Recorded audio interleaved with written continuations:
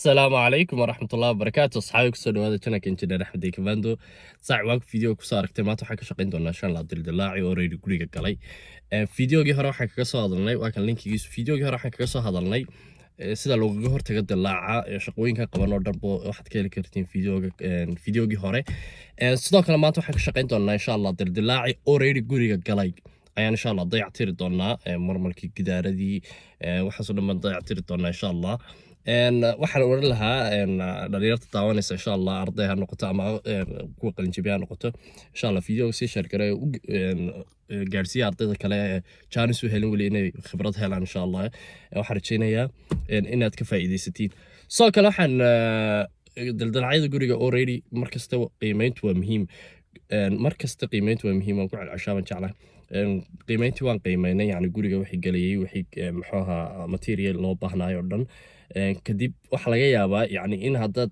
qiimeynta guriga aad iska qiyaasatid in yani ay wax kuu soo haraan ama wax kaa go-aanba dhici karto shaqadii dhex barta ka socota alaabtii ayaan dalbay maadaama ayna ahayn dhismo buuxo cusub oo hadda la dhisayo oy tahay dayactir waxaan dalbay waxoogaa jagac yar iyo sidoo kale niis iyo sibidhkii iyo waxyaabaha agab yar oo kale oo dheeraad ah oo nu isticmaali doono dhismaha kadib markii sawirkii iyo alaabtii la keenay sidoo kale waxaan dalabnay marmarkii maadaama oo uu gurigu aan marmarkiisa jabinayno dilaaca intuu maroo dhan waxaan u dalabnay marmarkii sidoo kale waxoogaa agabkii kale aan u baahnayn lagu dayactirayay oo kale aroortii waxaan bilownay shaqadii waxaan bilownay dumistii yani in aan dumino qaybihii dildilaacu ka dhacay maadaama aan ku samayn doono sidoo kale marmarkii iyo gidaaradii oo dhan qaybihii aan u baahnayn oo dhan ayaan dumista ku bilownay dilaaca marmarkana saad u jeediin run ahaantii lama jabinayo marmarka dhan laakiin waxaan jabinaynaa only inta uu dilaacu maray saxaabi saad u jeediin waxaa socda muxuu ahaa dumistii inta dumista markaan dhamayno ayaan gali doonaa yani in aan habayno dib u habayno sidekii kale marka uu dhinkan in week banaayay xagaas ahayd sidoo kale ciidii wixii xagaas ugu diyaarinayna insha Allah waxaan rajaynaynaa shaqadayna maanta naga ahaato markaan leeyahay yani dumistuna maaha yani in gidaarka dhan la duminayo oo dib loo dhisayo yani dumista waxaan sameynaynaa waxaan ka jajabinaynaa plasterkii sare ee plasterinka sare marka lagu dhufto intiisa sare ayaan ka jabinaynaa sidoo kale dilaaca in aan ogaano yani inta uu dhiib sii leegyahay ilaa marka dilaaca anagu korka sare ma ka aragnayni laakiin dhiib ahaan ilaa intuu sii leegyahay yani in aan gaadhno salkiisa sare si aan usoo dhisno oo dee ugu soo shubno concrete-kii waa arki doonaa insha Allah dilaaca yani inta hadda muuqato un maaha dilaacu yani waa ilaa wax gunta un hoosaa usii socday weeyaan markaas waan arki doonaa dumistuna waa intaasoo la duminayo marka waxaan sameynaynaa gidaarada iyo waxaan dhisaynay marmarka intaasoo dilaacu inta badan maray maadaama laba meelood oo kala gaar yihiin waxaan u kala sameynay yani laba qaab oo kala u kala sameynay marka shaqaduna maalinta way isku dhex socotay markaynu wareerin maayo kolbada midin geyn maayo waxaan ku horeynaynaa gidaarada kadib baan markaa marmarka eegi doonaa insha Allah gidaarka waxaan isticmaalnay crack stage wax la yidhaaho oo ah yani Soomaali ahaan waxay ku noqonaysaa yani tolista gidaarka oo kale waxaan sameynay method fudud ayaan sameynay oo gidaarkii dilaacu soo gaaray markuu qaabkaas oo kale yahay jabinta aan hadda wadnay oo kale ayaan saa u jabin doonaa oo vertical ah iyo horizontal soo kale kadib waan rushayn doonaa oo biyaan ku rushayn doonaa caadiga markaan rushayno waxaan ka daba shubi doonaa sibidhkii caadigii aan diyaarinay kadib markaas qaabkaas oo kale u diyaarino waxaan ka daba gelin doonaa steelkii birtii steelkii ayaan ka daba gelin doonaa insha Allah muddo marka ay isku jiraan ay isku qalalaan ayaan kadib dayactiri doonaa oo waxaan ku shubi doonaa qasimadii dambe ayaan kaga daba shubi doonaa hawshuna saasay noqon doontaa qaabkaas oo dhan waa wada arki doonaa insha Allah waana wada samayn doonaa videoga insha Allah afar gidaar baan qaabkaas oo kale ku sameynaynay mid waa kaas wiilku hadda jabinayo ka kalena waa kasoo horjeedkiisa uu dhinaciisa kale yacni externalkiisa sidoo kale iyo deyrkoo qeyb ka mid ah. Dumistuna waxay noqon doontaa in aanu dumino sidii aan videogii kusoo aragnay ilaa 5 centi oo hoos ahaan aynan horizontal ahaan u dumino si ay birtu u fadhiisato shubkuna u fadhiisan karo. Sidoo kale qaar vertical ah ayaan ku darnay oo maadaama laga maarmaan tahay oo yacni dilaacu una dhinac kaliya markan u saameyn oo dhinacyo badan ka saameeyay gidaarka. Marka saa u dumino saa hayno ayaan waxaan diyaarin doonaa shubkii lagu shubay. Sidoo kale waxaan u goongoyn doonaa markaan soo cabirno yacni birihii fariisan lahaa marka shubka lagu shubo. Sidoo kale diyaarista shubka waxay noqonaysaa sidii caadigii aggregate-kii jagicii sidoo kale neestii iyo sibirhkii caadigii bay noqonaysaa oo raashiyo gaar ah oo raashiyadiisa caadiga lagu sameeyo. Wax isbedelaysa male sidiisa loogu shubaya shubka. Inta la diyaarinayo shubka aan usii tagno inamadii ka shaqeynayay iyaga laftarkooga marmarka. Marmarkiina waa kan waxaan ka bilownay xabadda ugu soo sokaysa muxuu ahaa geerka. Dumistuna waxay noqonaysaa saa hore inugu soo sheegay inta uu dilaacu kaliya maray oo ah laynka aad u jeediin iyo kuwa kale uu saameeyay agtooda ah. Xabadna laga tagi maayo si aan u bedelno aan ku cusub u gelino oo aan hoostiisana aan dib u soo shubno oo shub ku soo shubno oo usoo hagaajino si uu mar labaad yacni dilaac kale ugu iman.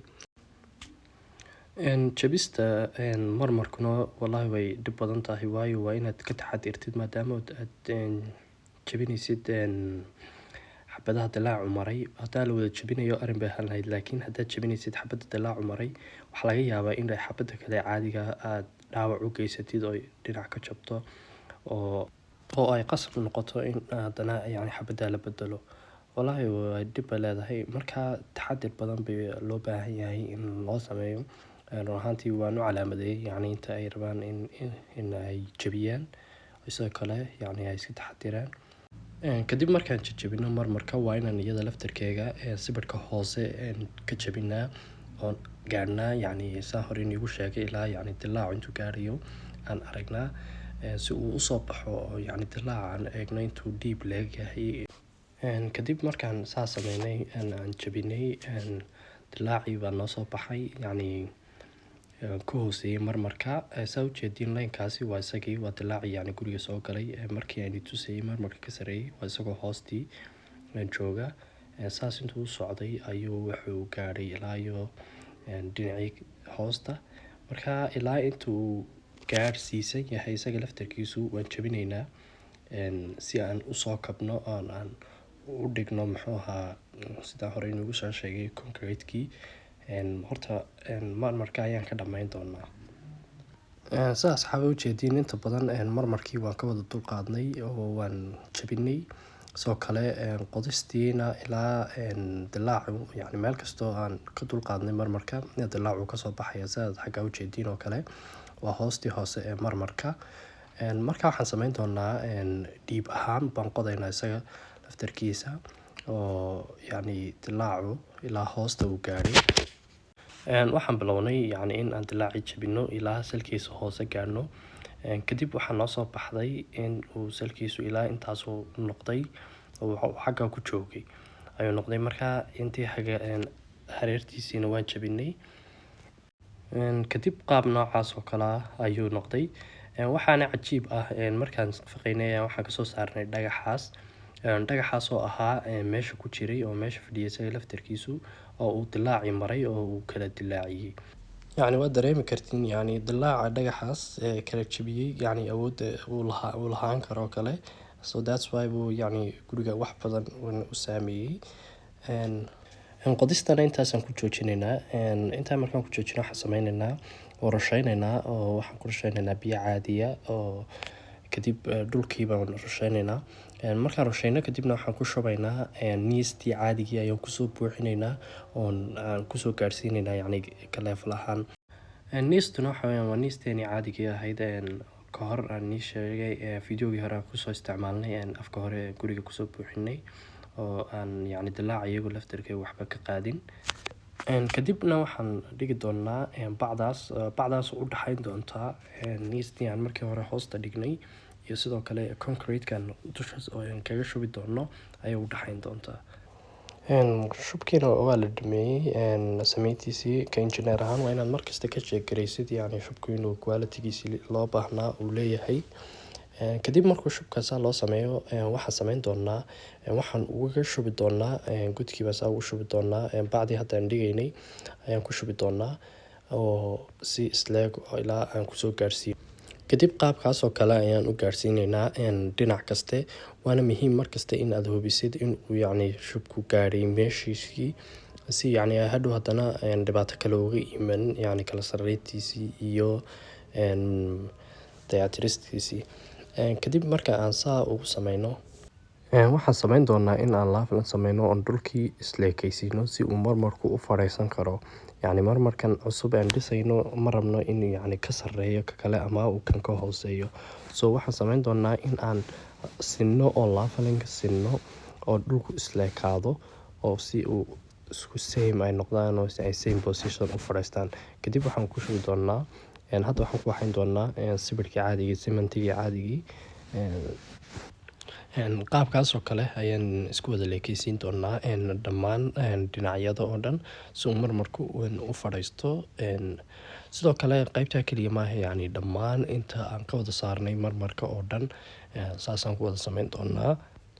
inta la diyaarinayo aan ku laabano namadii gidaaradii iyo qaabkiisna aan u waxayn lahayn. sidaad ujeediin wakaas waxaan hadda gelinay berihii baan gelinay berihii aan ii sheegay videogii hore kusoo daawateen oo kale. meel kaste waxaan gelin doonaa bir aan gaar ugu soo sameynay oo yacni cabir gaar ugu soo sameynay ayaan gunta u gelin doonaa. kadib markaan saa u gelino saan hore inigu sheegay waxaan ku sameyn doonaa sibirkii. laakiin si aad u jeediin hadda dhinac kaste waxaan ka gelinay birtii aan ugu talagalnay meel kastoo aan dilaacinay waxaan gelinay birtii steelkii. kadibna waxaan ku shubaynaa si aad u jeediin sibirkii caadigii birtii oo ku jirta ayaan waxaan kaga daba shubi doonaa sibirkii sidii videogii aan soo tusay oo kale hore oo kale.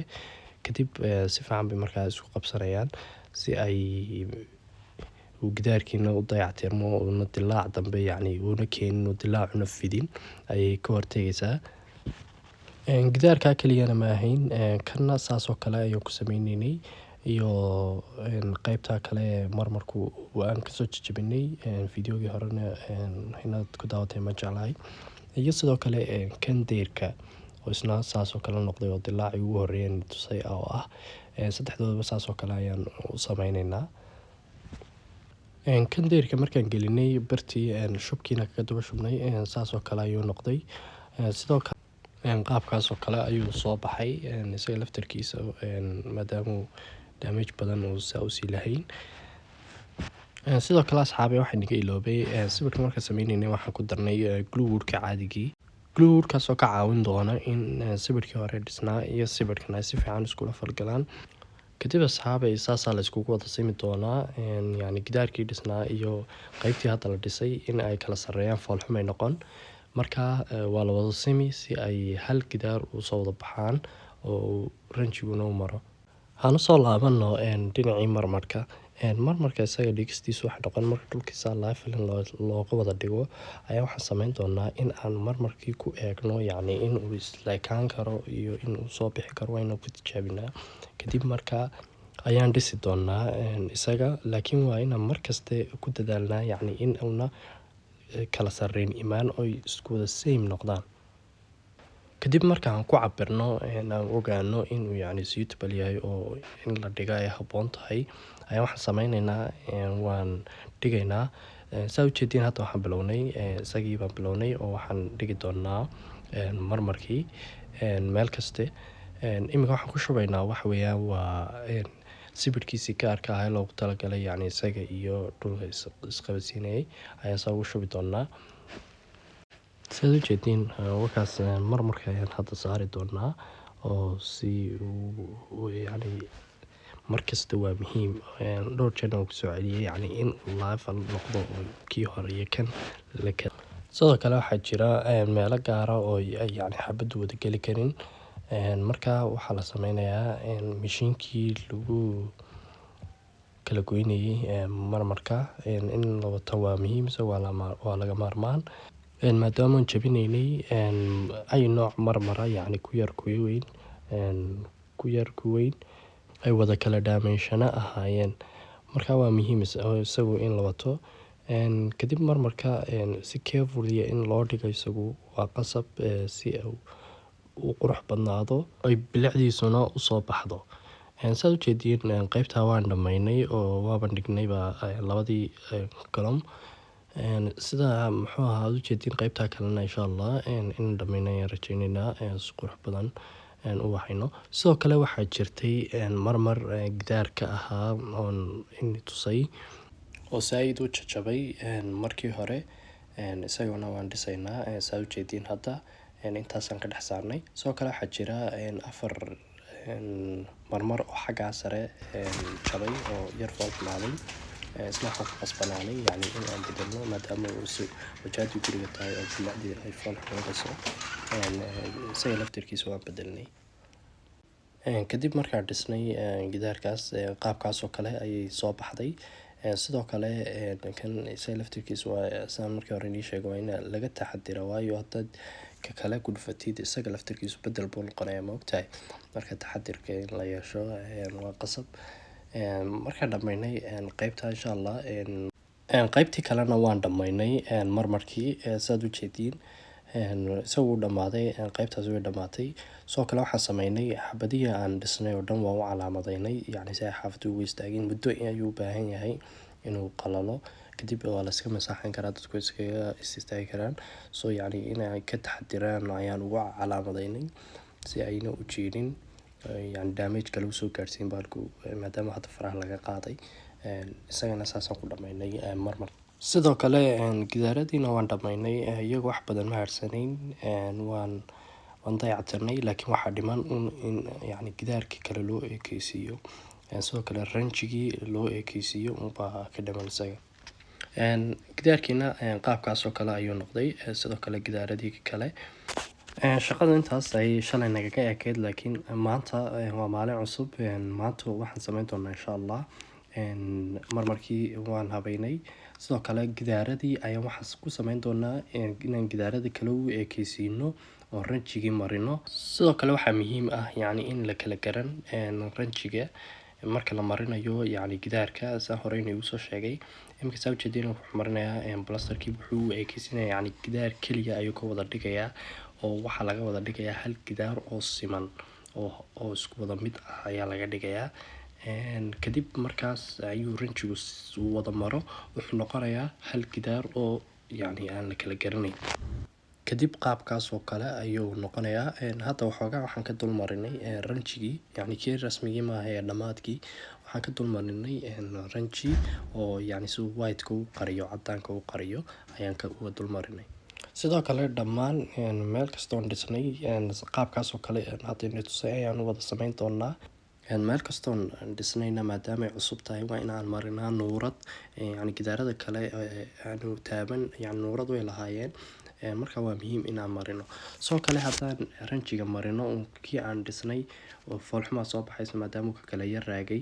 Markaas aad u jeediin dhammaan waan wada marin doonaa meel kasta oo aan taabanay iyo gidaaradii kale xataa even aanu dhisin sii dhisnaa ranjiga hal mar baan wada marinaynaa.